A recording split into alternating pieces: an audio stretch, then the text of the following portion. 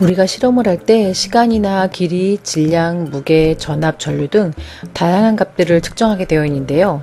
이러한 물리량을 정확하게 측정하는 방법을 익히는 것은 실험 결과를 통해 의미 있는 결론을 이끌어내는 데 아주 중요하다고 볼 수 있습니다.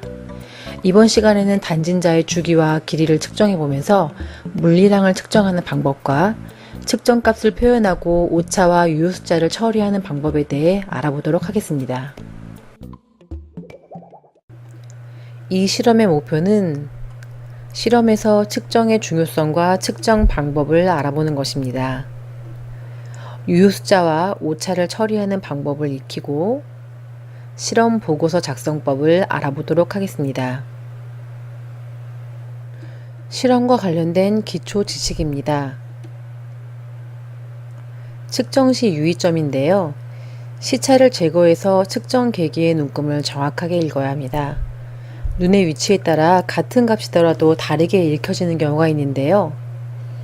예를 들어서 메스 실린더 안에 있는 액체 부피를 잴 때 액체의 수명과 눈의 높이가 수평을 이룰 때에는 비교적 정확하게 값을 측정할 수 있겠지만 눈의 높이가 액체보다 높은 경우, 즉 내려다보면서 측정하는 경우에는 실제 양보다 큰 값으로, 또 이렇게 아래쪽에서 올려다보는 경우에는 실제 액체의 부피보다는 더 작은 값으로 측정될 수 있습니다.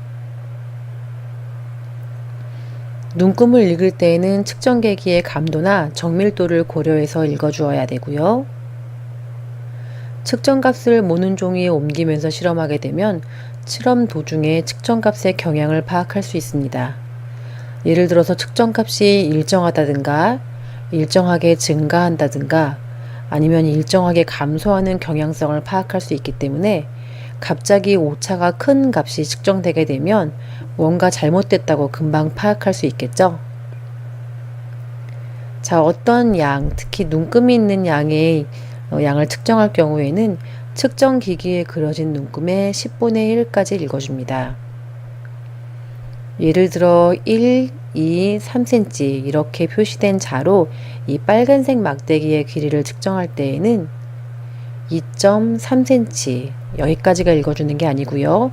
3mm와 4mm 사이에 요 눈금 사이 값을 눈으로 10분의 1로 어림짐작해서 2.36cm 이렇게까지 측정기기에 그려진 눈금의 10분의 1까지 읽습니다. 다음은 측정과 유효숫자에 대해서 알아보도록 하겠습니다. 유효숫자란 측정할 때 오차를 고려한다고 해도 신뢰할 수 있는 숫자를 자릿수로 나타낸 것입니다. 측정값에서 자리만을 나타내기 위해서 사용하는 0의 숫자를 자릿수라고 하는데요. 이 자릿수가 아닌 모든 숫자를 유효숫자라고 합니다. 예를 들어서 0.0543인 경우에는요. 앞에 있는 두 개의 0은 소수점 그러니까 소수점을 뜻하기 때문에 자릿수라고 하고요. 뒤에 있는 자릿수가 아닌 5, 4, 3 이 세 개의 숫자가 유효숫자가 됩니다. 209.4m인 경우에는요. 가운데 들어있는 0은 단순히 10의 자리가 아니라 실제 10의 자리가 0인 값을 표현하기 때문에 유효숫자에 포함됩니다. 그래서 이런 경우에는 2, 0, 9, 4 4개의 숫자가 모두 다 유효숫자라고 볼 수 있습니다. 2.75.0m인 경우에는요. 뒤에 점 0이 단순히 이 소수점을 표시하는 것이 아니라 소수점 둘째 자리까지 측정해서 반올림했다라든가 아니면 실제 소수점 첫 번째 자리 숫자가 0이라는 것을 나타내기 때문에 5개의 숫자 2, 0, 7, 5, 0 이렇게 모든 숫자가 유효숫자가 되겠습니다. 측정값을 표기할 때에는요. 정수 부분이 한 자릿수가 되게 표기하는 것이 좋습니다. 예를 들어 측정값이 300kg인 경우에는요. 이 뒤에 있는 숫자 0이 단순히 자릿수를 표시하는 것인지 아니면 실제 10의 자리와 0의 자리가 0이라는 값으로 측정되었는지를 알 수 있는 방법이 없습니다. 하지만 300을 3.0 곱하기 10의 2승 kg 이렇게 표기한 경우에는 앞에 있는 3과 0이 유효숫자인 것을 알 수 있고요. 3.00 곱하기 10의 2승 kg인 경우에는 300 여기까지가 우리가 신뢰할 수 있는 값이라는 걸 알 수 있기 때문에 측정값을 표기할 경우에는 정수분이 한 자릿수가 되는 이런 방식의 표기법이 좋습니다. 측정값을 계산하는 방법을 알아보도록 하겠습니다. 측정값끼리 더하거나 뺄 때에는 소수점상의 유효숫자가 적은 쪽으로 맞춰서 반올림합니다. 예를 들어서 12.34m 더하기 5.678m 이렇게 하면 18.018m가 되는데요. 이때 소수점 자릿수의 유효숫자가 2개, 소수점상의 유효숫자가 3개, 그렇기 때문에 유효숫자가 적은 이 소수점 2개가 되도록 반올림해서요. 셋째 자리에서 반올림해서 18.02m 이렇게 적어줍니다. 자, 측정값끼리 곱셈을 하거나 나눗셈을 할 경우에는요. 유효숫자의 수가 적은 쪽과 유효숫자가 개수가 같아지도록 반올림하는데요. 예를 들어서 12.34m 곱하기 5.47m 이걸 계산하게 되면 66.4998 제곱미터가 되는데요. 첫 번째 숫자는 유효숫자가 4개, 두 번째는 유효숫자가 3개이기 때문에 유효숫자가 작은 3개가 되도록 값이 구해져야 됩니다. 그래서 66.4998인 경우에는 유효숫자가 3개가 되려면 두 번째 소수점에서 반올림해야 되겠지요. 그래서 66.5 제곱미터와 같이 표기합니다. 그렇다면 파이나 루트 2 같은 무리수는 어떻게 계산할까요? 1.3m 곱하기 루트 2의 경우에는요. 앞에 있는 1.3m의 유효숫자가 2개이기 때문에 루트 2도 유효숫자가 2개까지 1.4까지만 곱해줍니다.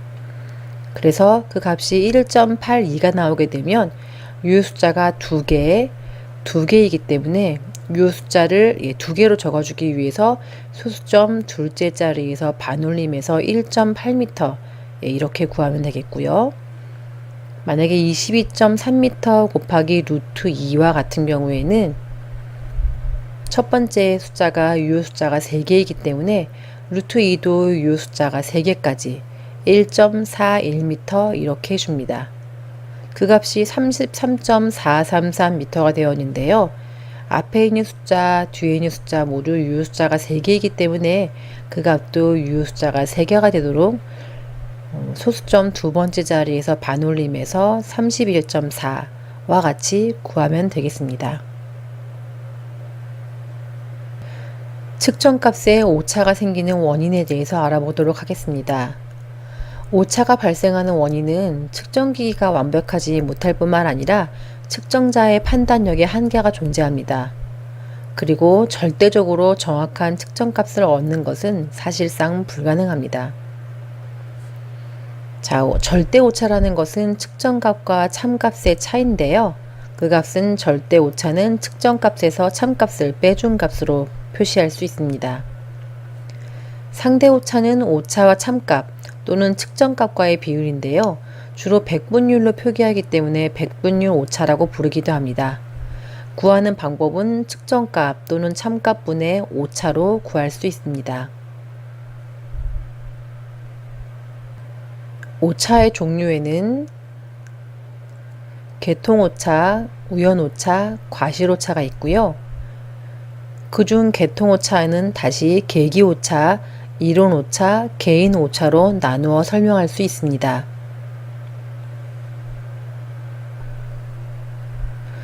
우연오차는 측정자가 아무리 주의를 해도 피할 수 없는 불규칙적이고 우발적인 원인에 의해서 발생하는 오차인데요. 이런 경우에는 보정할 수가 없기 때문에 평균값을 사용해서 우연오차의 크기를 작게 할 수 있습니다. 과실오차인 경우에는 계기를 취급할 때 부주의해서 생기는 오차인데요. 이런 경우는 실험자가 충분히 연습하고 주의해서 제거할 수 있는 오차에 속합니다. 탐구 과정에 필요한 준비물입니다.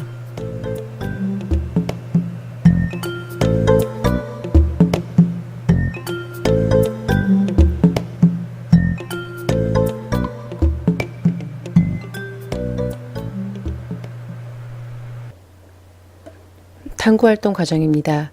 길이가 1m인 단진자의 진폭을 매우 작게 하면서 진자가 3번 진동하는 데 걸리는 시간을 측정하여 주기를 5번 구합니다.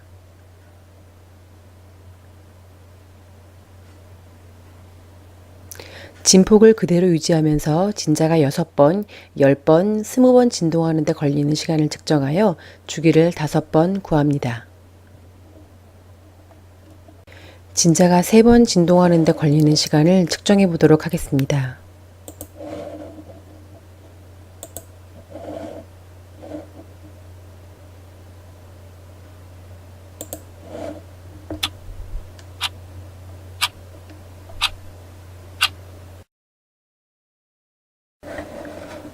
이번에는 진자가 6번 진동하는 데 걸리는 시간을 측정해 보도록 하겠습니다.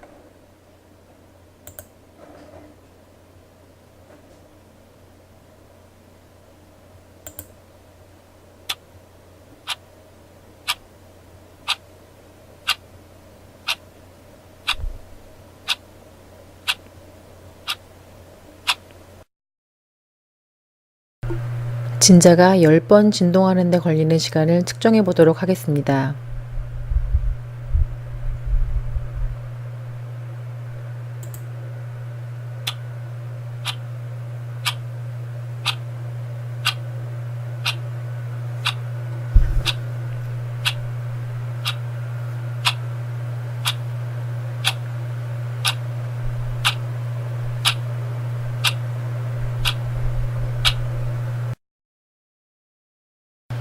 진자가 20번 진동하는 데 걸리는 시간을 측정해 보겠습니다.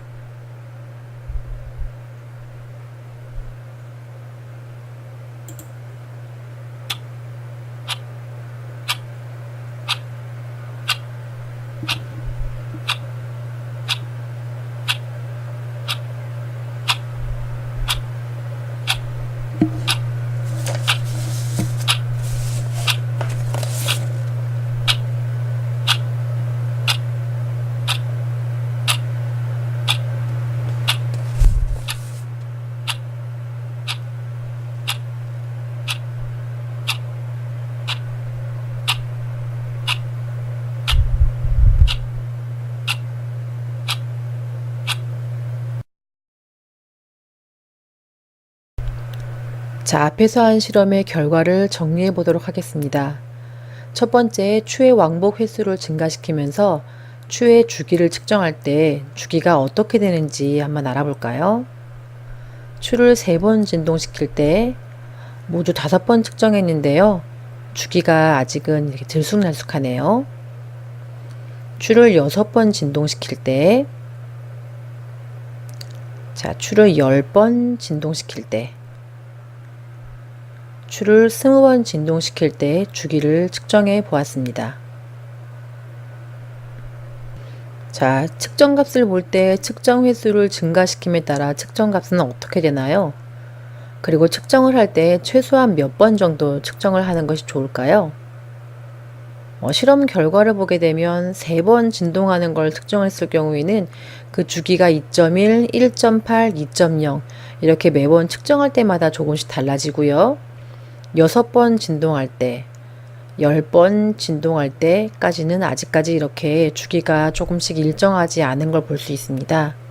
하지만 20번 정도 진동을 하고 나서 주기를 측정했을 경우에는요, 그 주기가 일정한 것을 알 수가 있지요. 자, 따라서 단진자의 왕복 횟수가 적을 때에는 측정값의 평균 차이가 매우 큰데요. 왕복 횟수가 많아질수록 측정값의 평균값이 거의 일정해지는 것을 알 수 있습니다. 따라서 어떤 값을 측정할 때에는요, 측정 횟수를 많이 할수록 오차가 작아지는 것을 알 수 있고요. 자, 따라서 측정을 할 때에는 적어도 20번 정도는 해야 좋은 측정값을 얻을 수 있고요. 매우 정밀한 양을 측정하는 실험을 할 때에는 최소한 약 50번 정도는 측정을 해야 우리가 신뢰할 만한 측정값이라고 볼 수가 있겠습니다. 직사각형 물체의 가로와 세로 길이로부터 직사각형의 둘레의 길이와 면적을 구해보도록 하겠습니다. 자, 아까 보면 측정기구 눈금에 10분의 1까지 읽어주는 거지요. 따라서 132.4mm, 나머지 한 변의 길이는 114.8mm로 측정할 수 있습니다. 자, 둘레의 길이는 가로의 길이 더하기 세로의 길이 곱하기 2가 되는데요. 유효숫자 두 개를 더할 경우에는 소수점 자리에 그 유효숫자의 값이 작은 쪽으로 반올림 해주는 거죠.